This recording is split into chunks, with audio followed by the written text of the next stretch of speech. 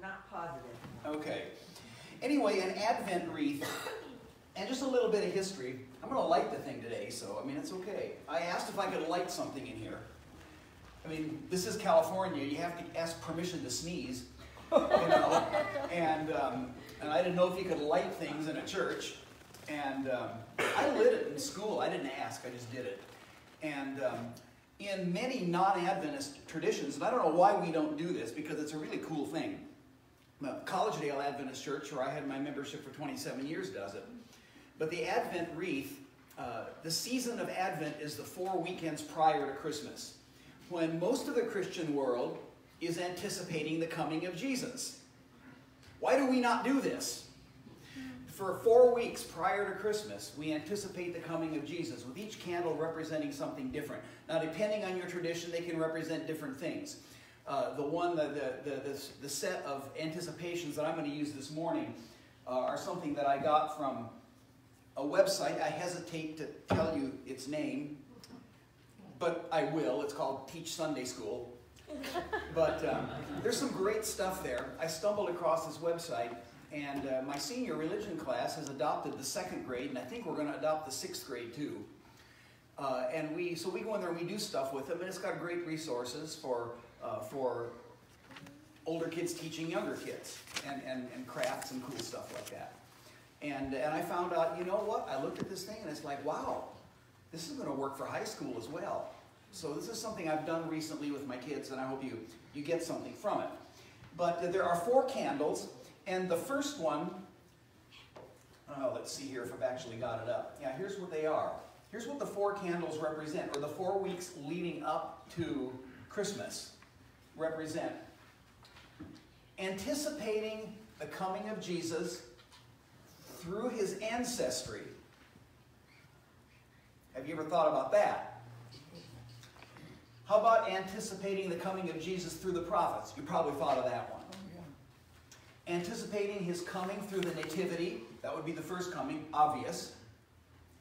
And here's the one that you probably didn't think they'd be doing out there. Anticipating his second coming. So if you go to your local Catholic church tomorrow and they do this, you'll hear a sermon about the second coming. If they do this. I will give you a story in a moment. Actually, I will give you the story now. Okay.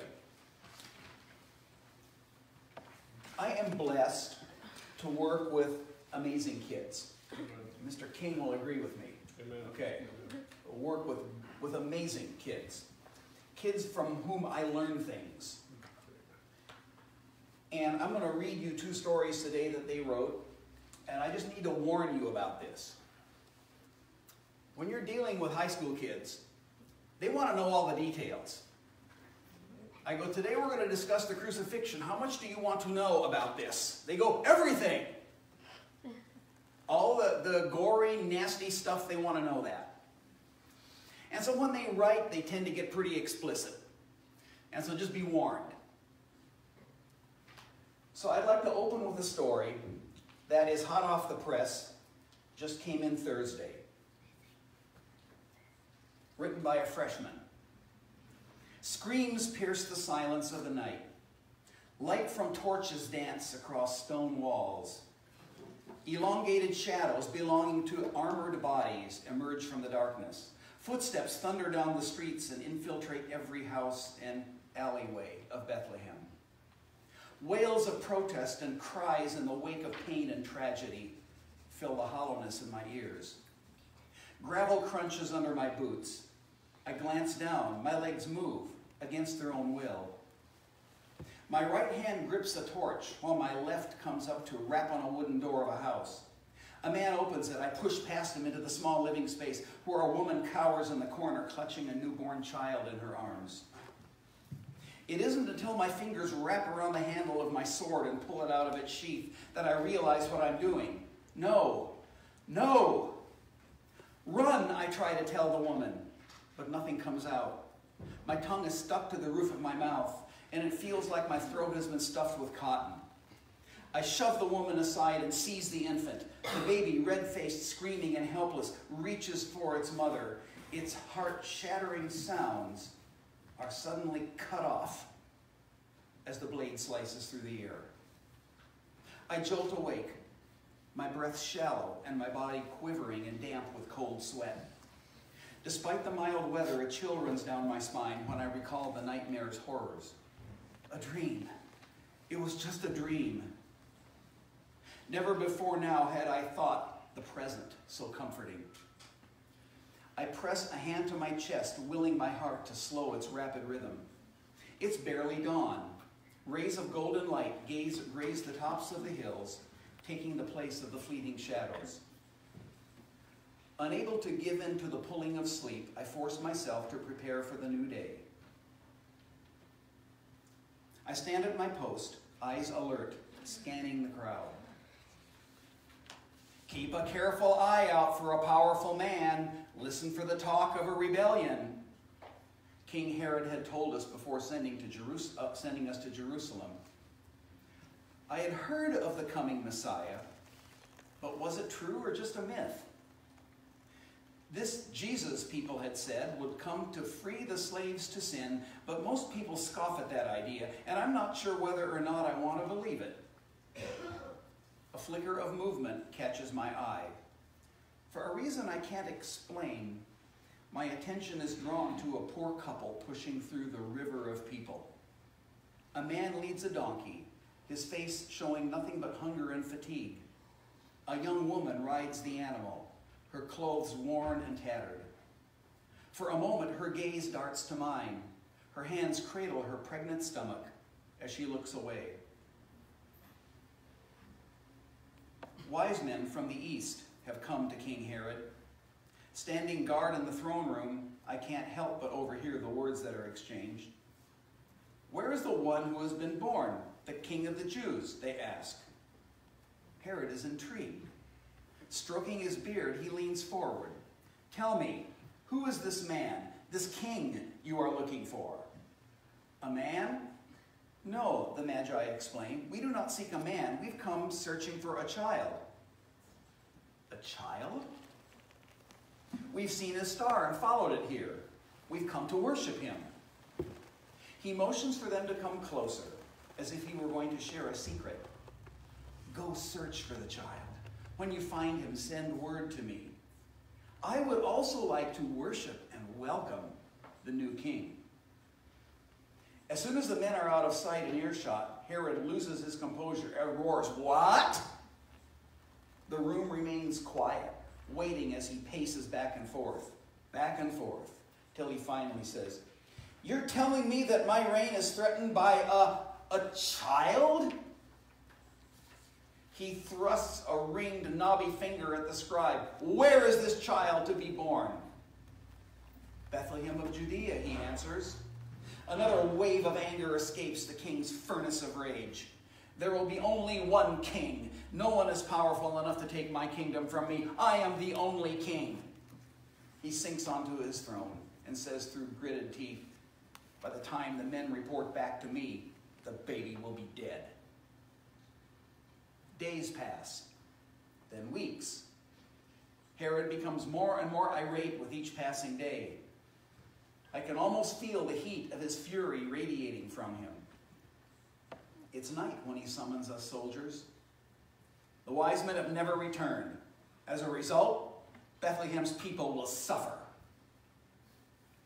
My grip tightens on the spear I'm holding until my knuckles turn white. My other hand begins to shake, and I wipe my sweaty palms on my pants. His cruel, unrelenting eyes look directly into mine, and I shudder as he says, "I want every male child in Bethlehem, 2 years and younger, killed. Do you hear me? Kill them all." I read the faces of the villagers we march past. Every one of them is carved with fear and detest. The military has changed you and turned you into a killing machine, a monster. One by one, we pull out our swords. For a moment, no one moves, as if time has stopped. Someone screams, then chaos. Please be another dream. I throw another victim to the ground. It's only a dream, just another hallucination. Another scream. I'll wake up in my sleeping quarters. None of this is happening. People plead for the lives of their children. Not real. I cringe as the metal of my sword meets human flesh. Wake up, I tell myself. Wake up, it's a dream. I know it's not, though. Reality has turned out to be a nightmare. This time one I won't wake up from. The fumes of death pervade the air around me. My murderous, treacherous hands are sticky with someone else's blood. I didn't want this. When I signed up to join the military, I signed up to protect my country, not destroy it. I signed up to bring justice to law, not murder innocent people. I can't do this anymore. I let my feet take me away, and for once, I don't care where. Just away. Away from the pain and the agony and the bloodshed. I sprint down the worn paths to the outskirts of the town. Chest heaving and body drenched with sweat, I stop to catch my breath, bracing myself on the wooden structure of a small stable. Something compels me to enter. The world falls strangely silent, except for the pulse pounding in my head. I survey the small area. A single manger lies at the center, and I know that something special has happened in this filthy, lowly stable. No, not something, but someone. Could it be? Jesus, the Son of God, the powerful Messiah, who chose to come down to earth as a powerless baby? A calm takes over my body. I lay my sword down at the foot of the manger, and a heavy weight is lifted from my shoulders. I turn and walk back, straight through the gore, through the destruction, unfazed and finally at peace. I had just been in the throne room of the true King. Not bad for a freshman, right? Yeah. Okay.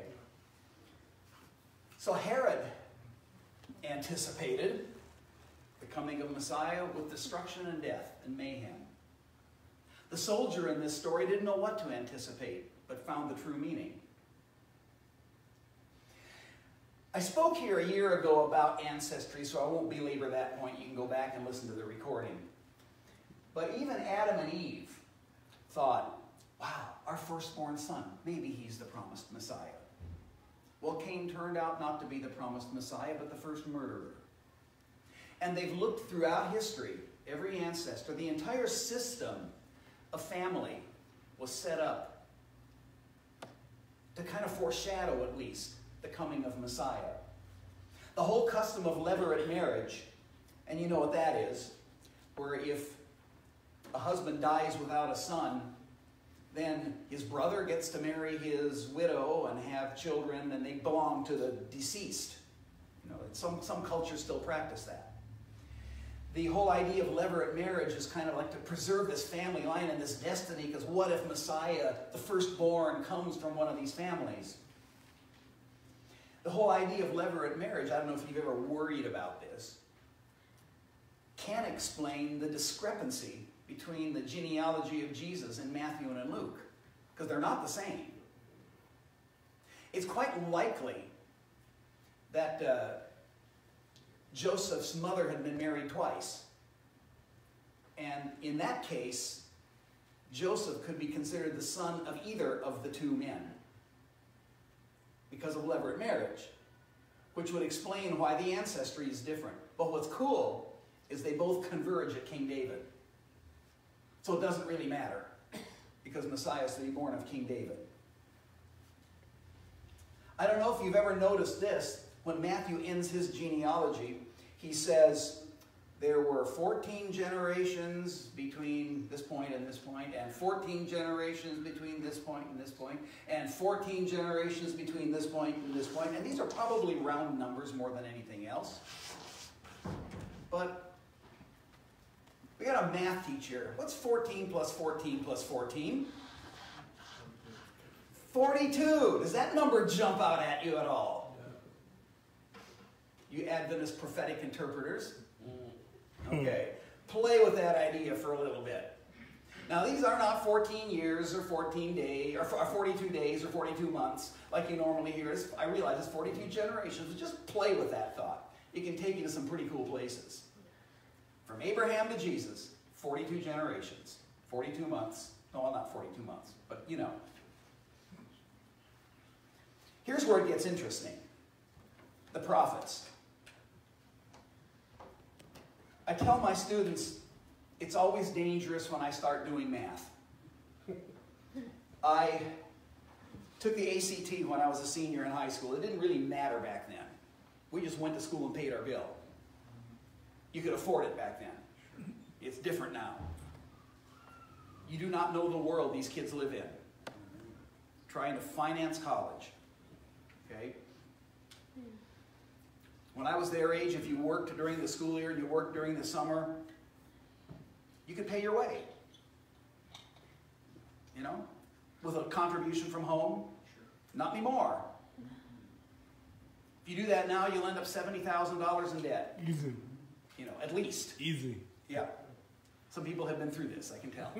Okay. But anyway, I don't know why I'm telling you this. But anyway, oh yeah, because I can't do math. And, it's been a long semester, okay? So there are roughly 200 to 300, depending on how you count, prophecies of Messiah in the Old Testament, depending on what you consider a prophecy. Now, one of my job assignments at Fresno Adventist Academy is I advise the honor students with their senior honors project. And I tell them, okay, now you need a certain number of sources, and these have to be different sources. You can't quote the same guy 5 times and call it 5 sources. You quote the same guy 5 times, that's 1 source. Okay? Right? Right. Right. Okay. And so a lot of these prophecies come from Isaiah, or come from the Psalms, or come from Jeremiah. So you really should only count those as 1 source. So it's probably not 200 to 300 sources, but 200 to 300 prophecies. But there are still a lot of sources out there. Now they tell me, and I don't know this, like I said, oh, this is scary with a math teacher sitting here. Okay, so you jump up and tell me if I'm wrong on this, okay, please.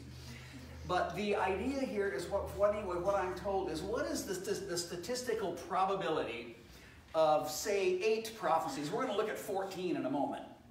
But at 8 prophecies, given over a period of 2,000 years, by people who had no contact with each other, what's the statistical probability of all of those being fulfilled in a single individual?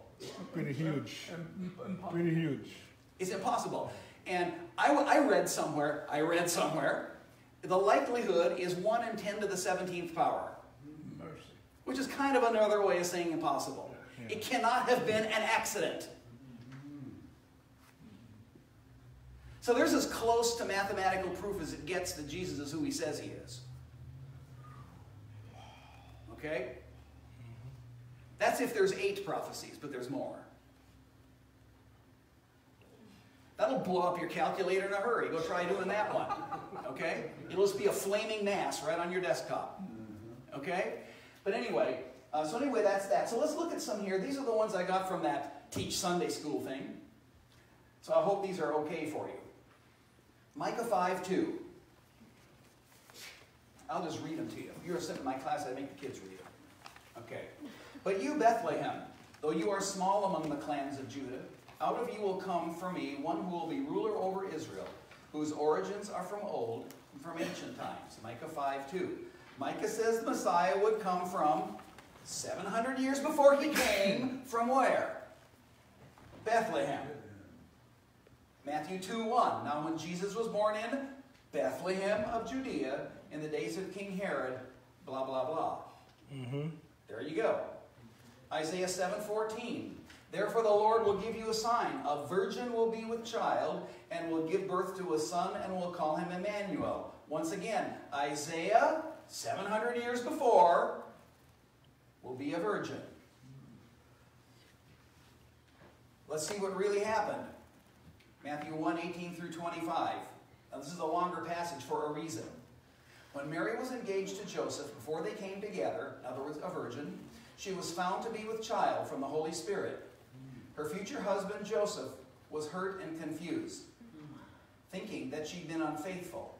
But being a just man, unwilling to put her to shame, he was going to go back out of the marriage quietly. But behold, an angel of the Lord appeared to him in a dream, saying, Joseph, son of David, do not fear to take Mary as your wife, for that which is conceived in her is from the Holy Spirit. She will bear a son, and you shall call his name Jesus, for he will save his people from their sins. All of this took place to fulfill what the Lord had spoken by the prophet Isaiah. Behold, the virgin shall conceive and bear a son, and they shall call his name Emmanuel. Matthew 1:18 through 25. Now, this next one's a tricky one. Hosea 11:1. When Israel was a child, I loved him, and out of Egypt I called my son. Now, if you slice and dice this verse carefully, you'll see there's a double meaning there. Yes, God called Israel out of Egypt as a nation, but he also called his son out of Egypt, because that can have a double meaning. Sure, Israel the nation was his son, but so was Messiah. Now, how are you going to work that out? I thought he was from Bethlehem. Here it says he's from Egypt. How are you going to work that out?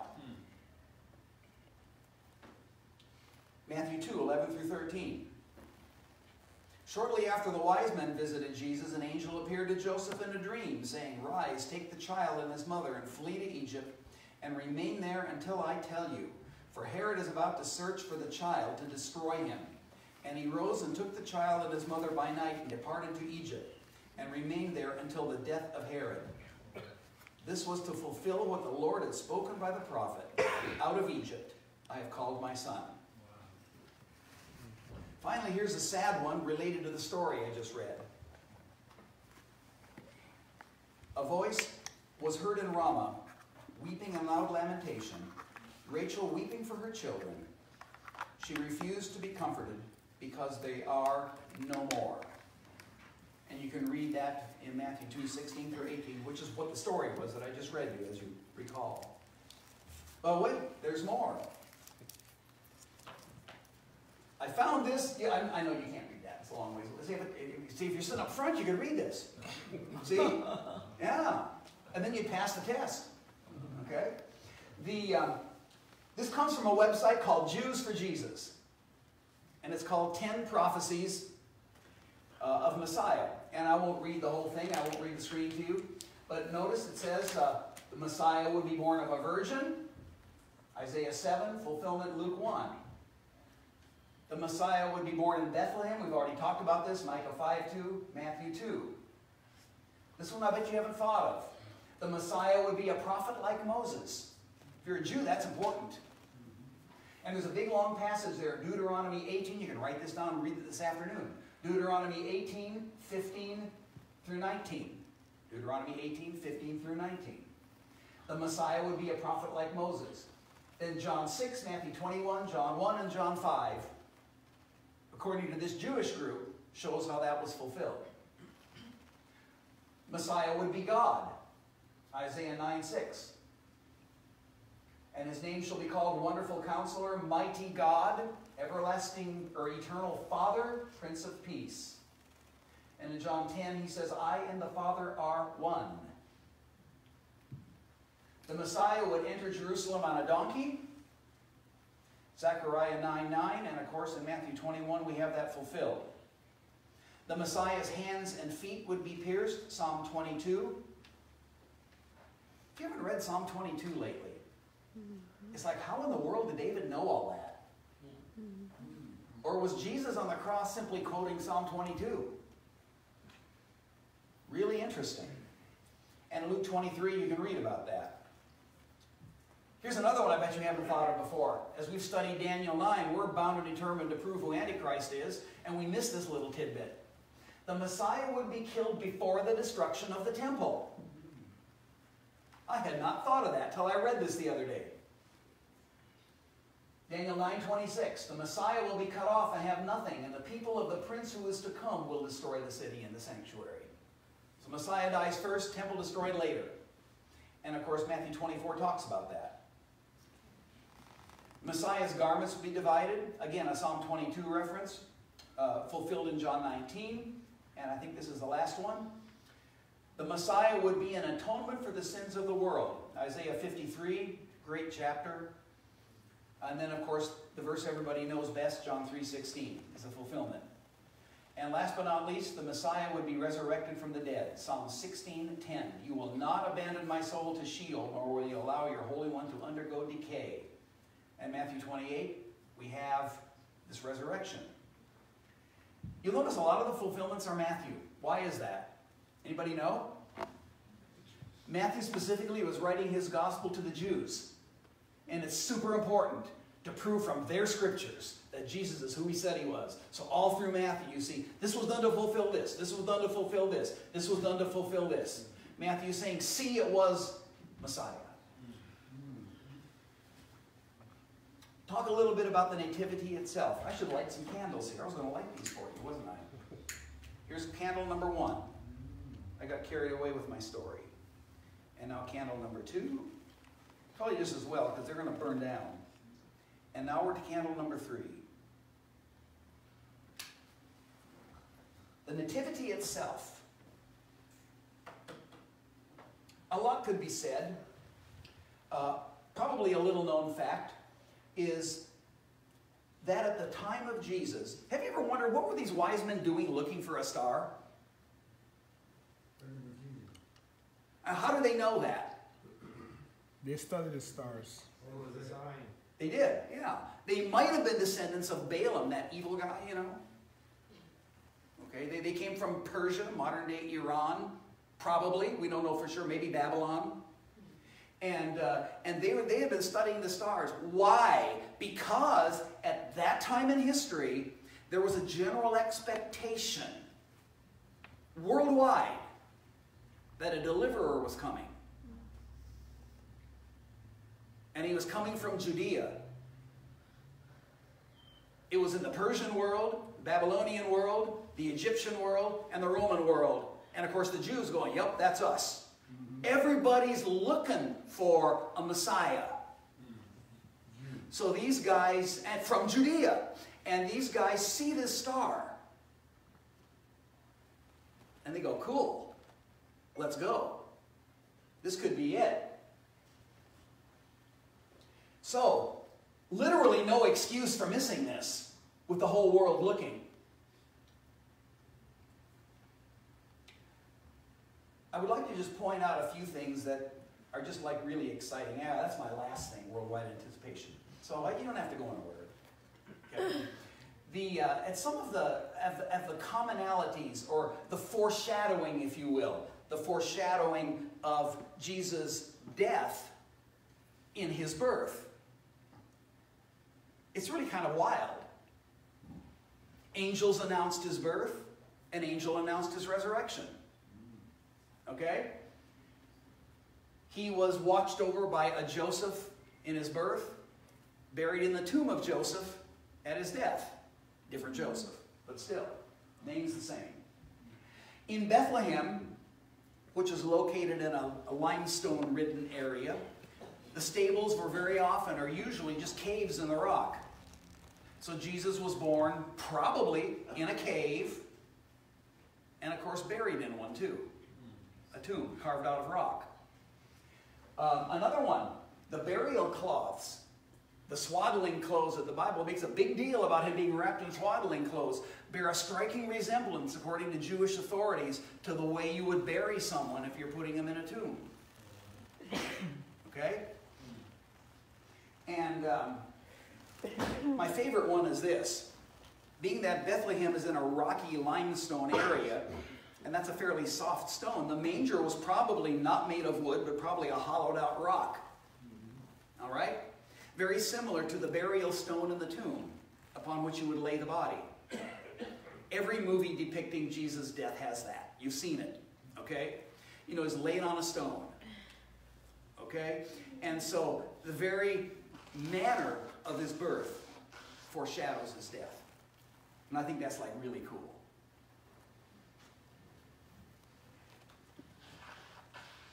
Now, the sign outside says I have till 11:25. our 1225. And that's great news for a teacher because we can go on forever, right? The bell rings, no, I'm just getting going. You know, so I don't have enough material to get you to 1225. I hope that's okay. Oh, look at that, it's a cry of rejoicing. Not going to go to 1225, okay? I think we started a little early too, so that's good. Second coming. Let's light the fourth candle.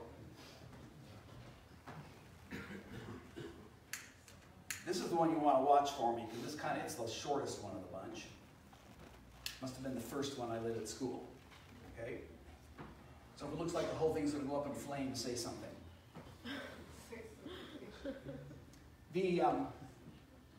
There's a lot that could be said about the second coming. We could talk about frequencies of disasters. We could talk about wildfires.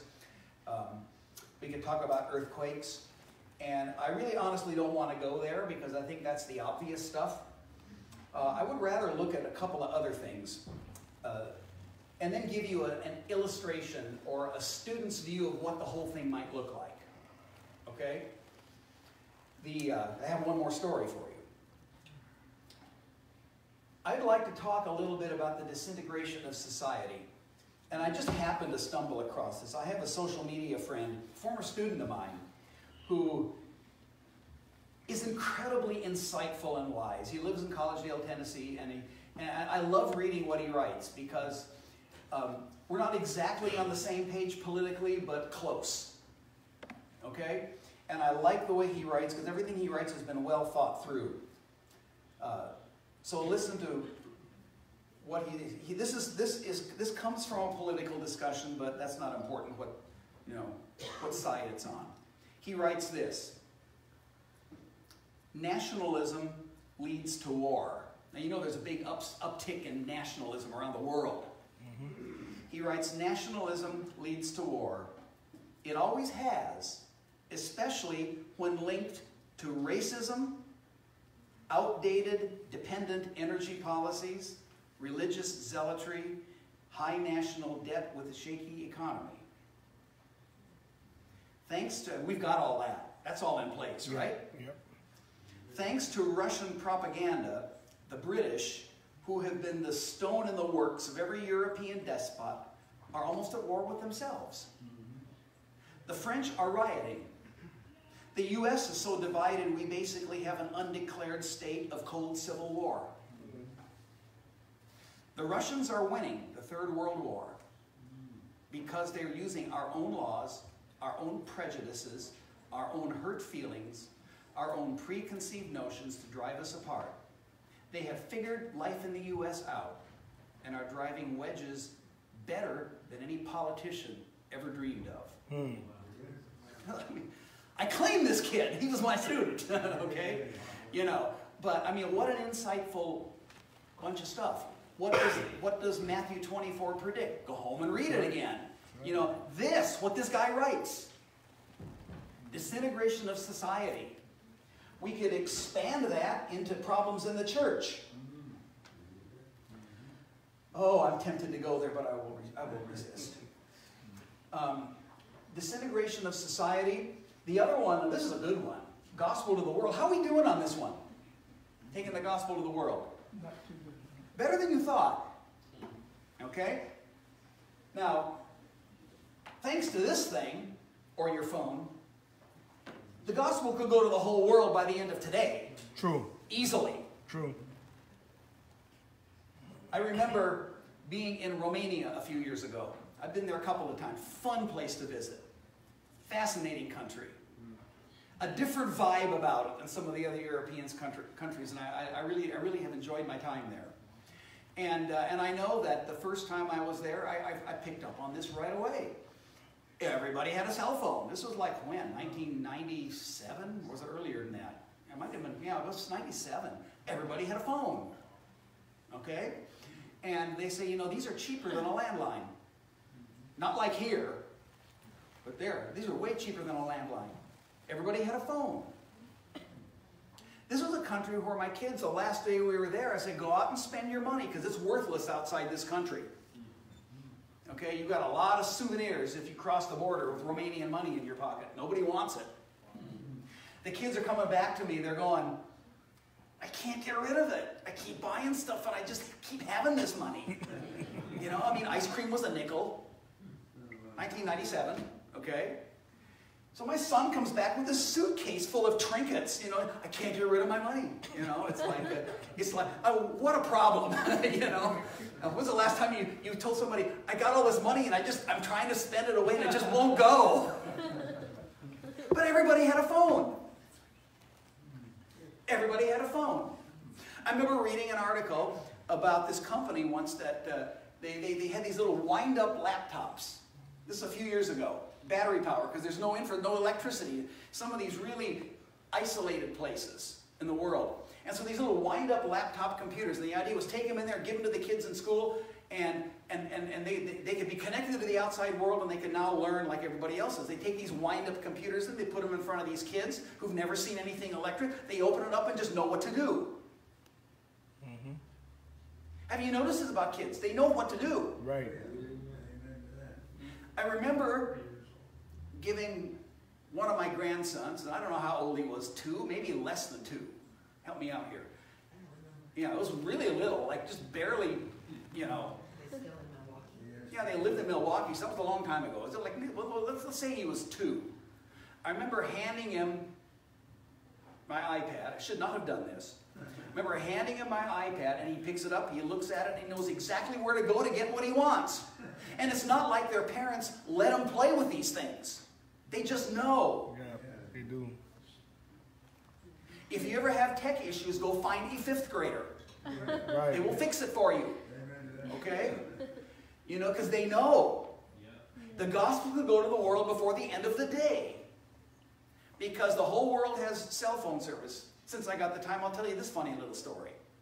We're literally in the middle of nowhere. We're in the Republic of Panama. And you keep going. Now, we were going to this island where we were going to do a mission project. And so we get to the end of the road, and the farther you go, the more the road deteriorates. It goes from a nice big wide US-style highway to a little 2-lane road to a little 1-lane road full of potholes. Finally, the pavement ends, it becomes dirt and sand, and it ends, you know, I think the land ended, you couldn't really tell. It just kind of stopped, and there was a great big bell up on a pole. And we got out and we looked around, and there was a little estuary, a little inlet there through the mangrove swamp. And what you do is, they say, you ring the bell and a boat will appear. I go, yeah, right. So we get out and we ring the bell and a boat appears. Okay? And it's low tide, which means you wade through the mud from here to the back of the church. You wade through the mud to get to this boat. So we get in the boat and we're going through these mangrove swamps. There's spiders as big as your fist just looking at you. You know, crabs, stuff like that. I think it was crabs. And we go out through the lagoon, and there's this island just not too far away, but I'm thinking like, this is Gilligan's Island, for those of you old enough to know what that is. This is Gilligan's Island, like, oh my goodness, the palm trees, the thatch roof buildings. I mean, this is so cool. And we get out there, literally in the middle of nowhere, and I pull out my Panamanian phone. I got 4 bars of service. I'm going, what happened to the U.S.? That's right. It didn't even work in my house. You know? And the third world countries are better connected than we are. They are. In many, many places. The gospel could go to the world before the end of the day. That's right. Thanks to technology. So could deception. Mm-hmm. Yeah. So, I mean, don't tell me it couldn't be next week. Everything could wrap up fast. That's right. Yeah? I'm coming back to that thought. You know, what do high school kids today think about it maybe being next week? What do you think? Okay, don't answer. All right, we're coming back to that. Anyway, the gospel going to the world. The current growth rate of the Adventist church, well, it's interesting. The Ellen White says right before Jesus comes, thousands will be converted in a day. All right? Mm-hmm. The current growth rate worldwide is like 3,200 a day. That's our growth rate. Not North America. Because we get all bent out of shape over stuff that doesn't matter. True. I've asked random students. I asked one young lady yesterday, I said, if you left the church, why, and this is a girl who's not going to do that, but if you left the church, why would you leave the church? Without a hesitation, she goes, because, see if I can phrase this right. It's easy. Judgmentalism. Amen. Wow. And I look at this girl, sweet, adorable, smart, the kind you want to fill your whole school with. I said, so have you experienced that yourself? She goes, oh yeah. You don't live in their world. Don't judge them. Amen. Yeah? There are bigger things than the length of your skirt and the length of your hair. And whether or not there's stuff in your ears. There's bigger issues. Okay? And you know what? If you think there aren't bigger issues, we need to talk, okay? I teach high school 45 years. I get to talk about this. Okay? All right. So anyway, now I've ranted. That was fun. Okay. The gospel of the world. I think it's going to increase to way more than 3,000 a day. Now that's Adventist growth. That doesn't include Baptist growth or Church of God growth, if that counts. I guess getting people saved is what counts, right? All right? So anyway, there we go. See, I'm on page 2. Only on page 2. That's all there is 2 pages. All right. I want to go now to my greatest sign, personally. And I don't have a slide. I do have a slide on this. Look at that. It is in Joel 2.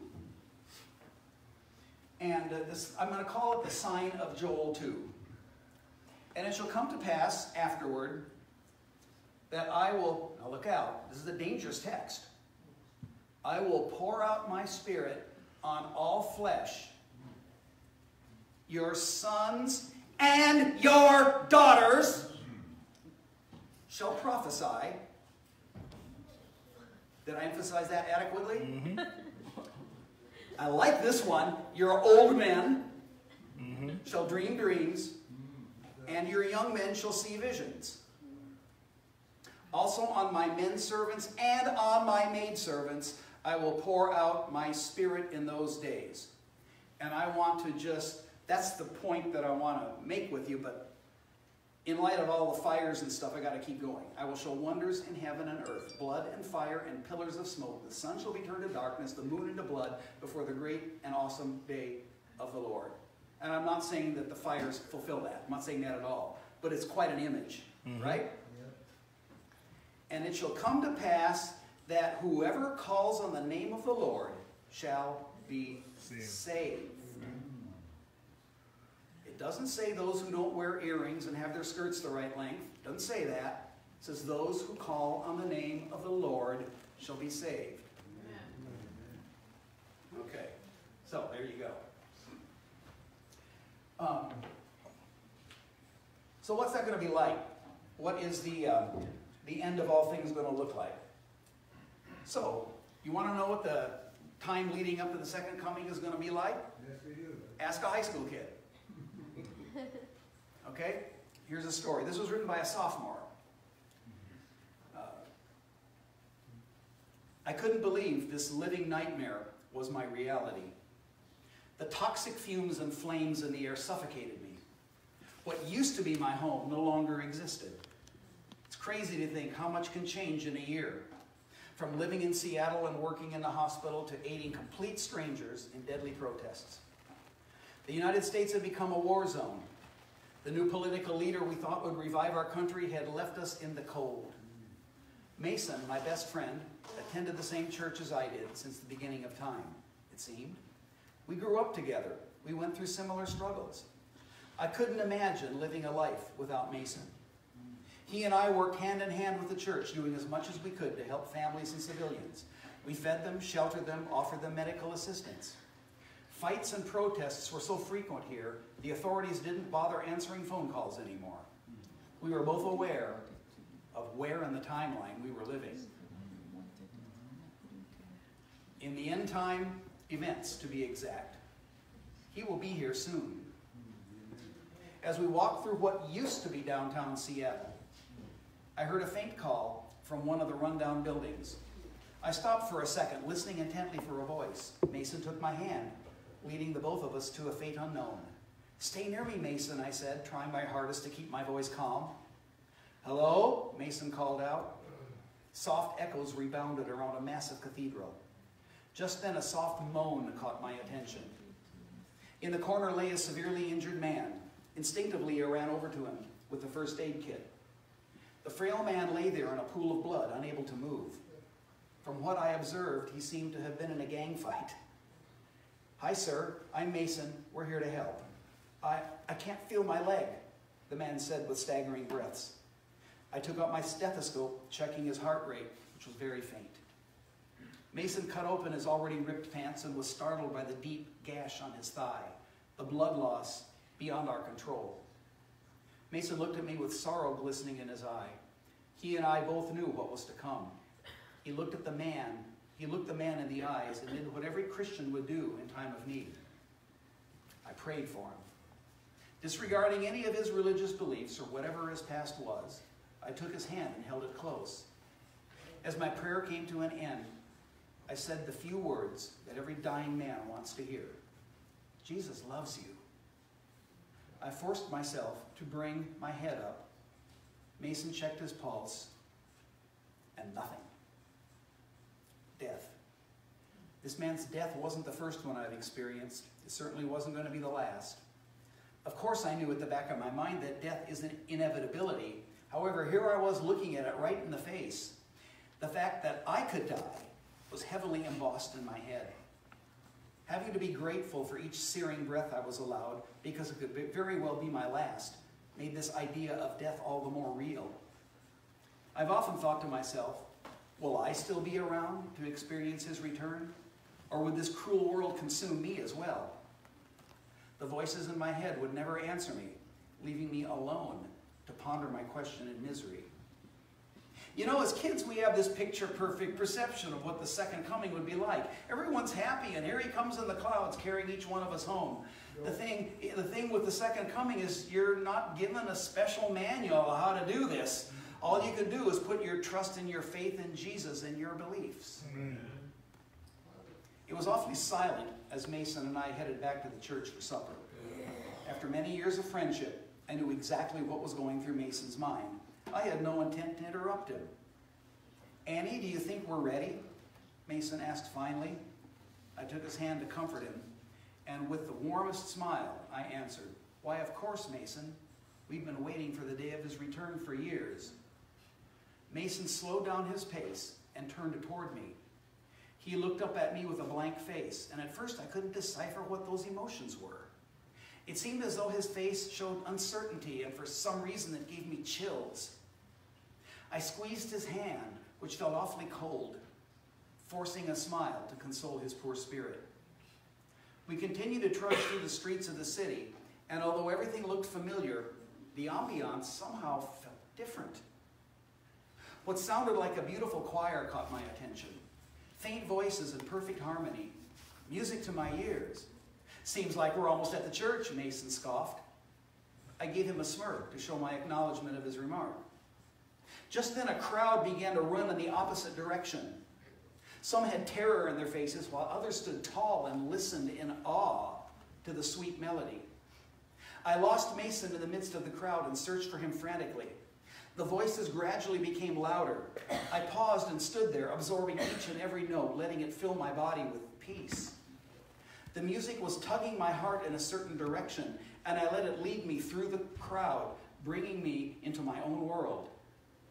I finally made my way to where the music was coming from, and slowly brought my eyes up.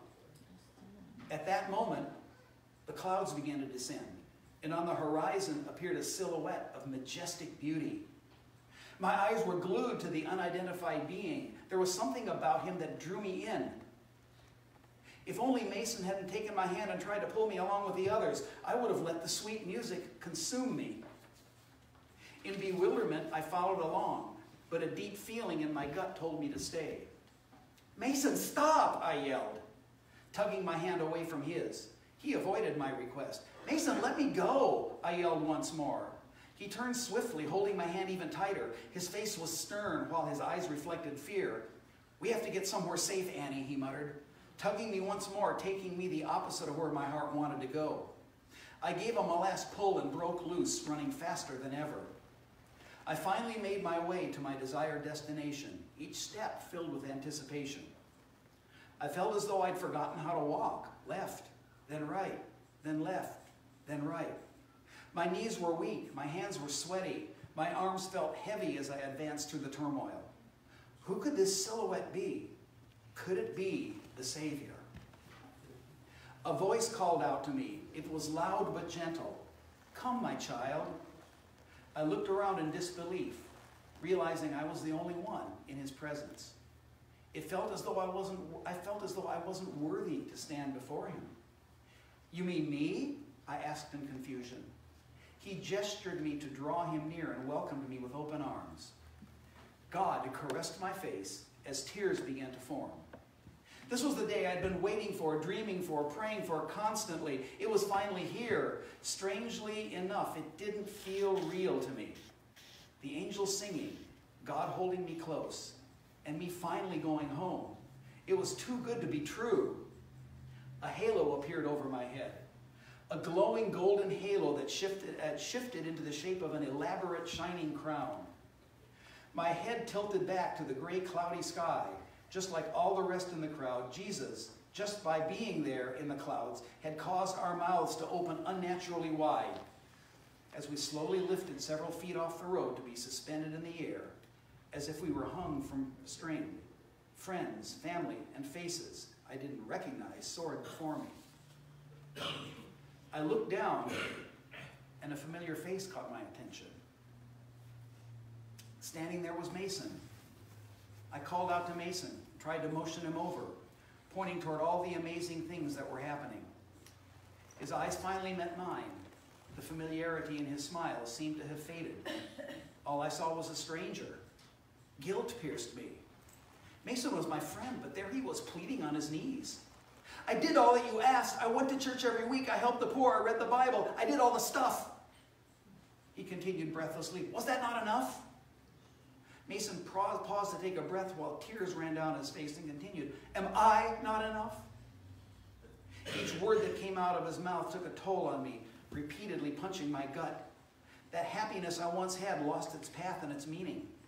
I stayed where I was, looking at Mason in the darkest silence. I tried to hold back the hot tears that began to fill my eyes. Is it my fault Mason isn't with me? Is there anything I could have done? I kept repeating to myself as the tears began to fall. With a soft voice, Jesus replied, "Son, it's because you don't know me and I don't know you. You wouldn't be happy there." Mason lashed out angrily. "I did everything you asked." He began to sob, clenching Jesus' pure white robe. "Please, Lord, please." It hurt me deeply, seeing him hurt. The pain was agonizing, ripping my heart to pieces. My hands began to tremble as they brought them up to wipe away my tears.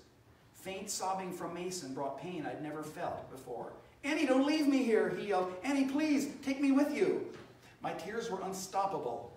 I looked at him once more, reminiscing on the good memories we'd shared. Jesus finally caught up with me, embracing me in a consoling hug and wiping away my tears. Only he could do that. God will wipe away all their tears.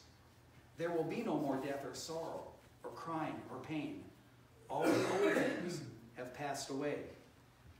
I breathed in the unfamiliar scent of his robe and felt at peace. All the pain, the feeling of loss, and tears immediately vanished. His unconditional love overpowered my thoughts, leaving me with only a feeling of content. We were on our way to our destination, heaven, and everything just felt right. I couldn't believe that this dream I'd been having as a kid was becoming my new reality. And that one's uncomfortable, isn't it? Will we at the end of our lives be like Oscar Schindler at the end of Schindler's List? I could have gotten more. Why didn't I do more to get more? He invested to save the lives. Exactly. He invested when he hadn't paid it all out, saving their lives too. Exactly. All he had to pay out. Yep, exactly. He not only didn't get any more, but he also paid out what he could have had him fixed for life, and came up a poor man. A man in Russia saved hundreds of thousands of lives too, and died in a communist prison in the 1950s. And I would suggest maybe that's our model. Now, who would that be? Have we done more? Could we have done more? Yes, it's, let me finish, okay? We can talk at lunch, okay? The question is, when you look back, it's a good thing God's going to wipe away all tears. Amen. It's a good thing. There's a dark side to the second coming. Not everybody's going. That's right. And to me, this story amplifies that. And I go like, okay, what do I need to do? How do I reach out? Okay? There is, I would say once again, there is a move around the world expecting something great to happen. I will make it to 12:25. Look at this. And there's a move for things getting ready to happen. I like my students to hear it from me rather than discover it on their own. There's been a video making the rounds about 2022 being the end of time on the world. Okay, now we don't get to do that. We don't get to set dates. We know that, right? So I said, this gentleman is saying that by April, before you graduate, something big might happen. How do you feel about April, before you graduate, seniors? That something big, maybe even Jesus coming, could happen. If this guy's right, which he's not. But, you know, I mean, you know, his theology's weird. But, you know, how do you feel about that? And their faces broke out into a smile. That would be so cool. I bet you didn't feel that way as high school seniors. You wanted to graduate and go to college and get married and get your career. My kids want Jesus to come. Amen. That's the sign of Joel 2. We have, a few weeks ago, there was a preach seminar at the conference office. 8 of my high school kids showed up to learn how to preach better. They already preach fine, but they want to preach better. Our kids preach. You should invite them. They're amazing. Okay? Maybe you don't want to hear this next part. 7 of the 8 were girls. Amen. Yeah.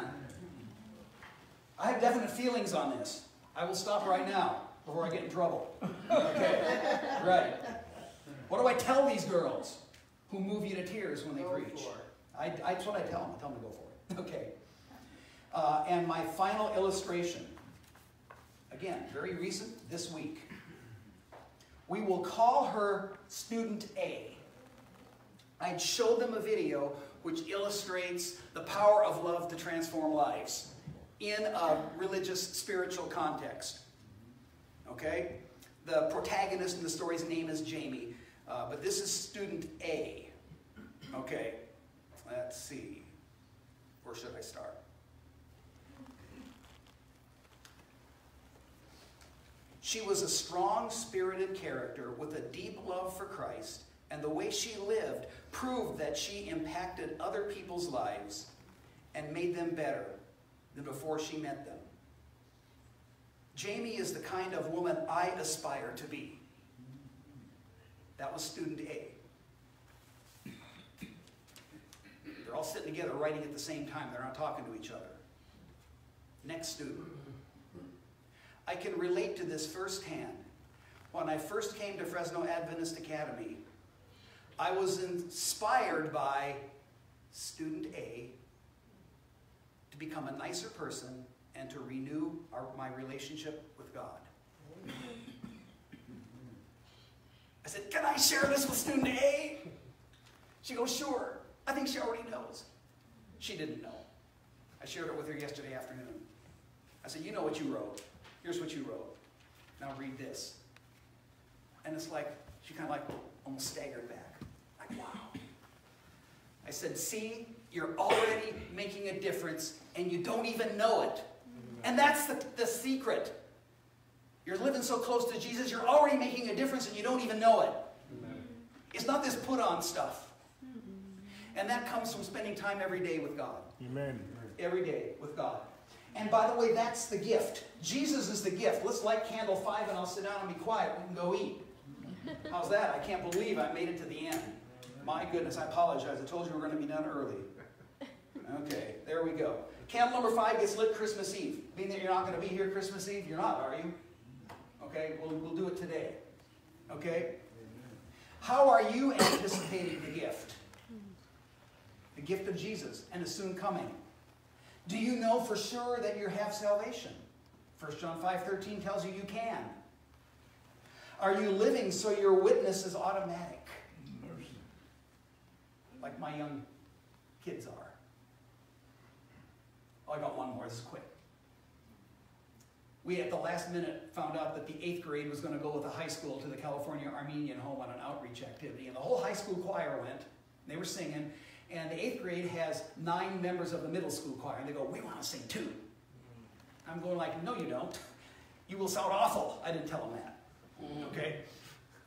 Well, it turned out 2 of them forgot their permission slip, so there's only 7. So 7 of you, you're going to get them to sing. 7 of you, huh? Yeah, we're going to do this.